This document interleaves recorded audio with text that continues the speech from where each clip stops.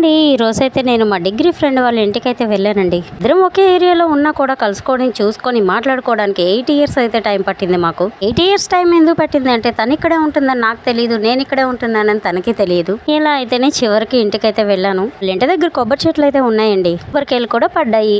కొబ్బరికాయల నుంచి 3 కాయలు అయితే నాకు ఇచ్చింది. ఆ ముచ్చట్లన్నీ అయిపోయిన తర్వాత కాయలు తీసుకొని ఇంటికి వచ్చేసానండి. కొబ్బరికాయలకి పీచు తీయడం చాలా కష్టం, ఎలా ఒక్కదాన్నే అనుకున్నాను. ఇంకో ఫ్రెండ్ అయితే ఇంటికి వచ్చిందండి. ఇద్దరం కలిసి తీసాం కాబట్టి తొందరగా అయిపోయింది. నేనైతే 2 కాయలు తీసాను, తనైతే 1 కాయ తీసింది.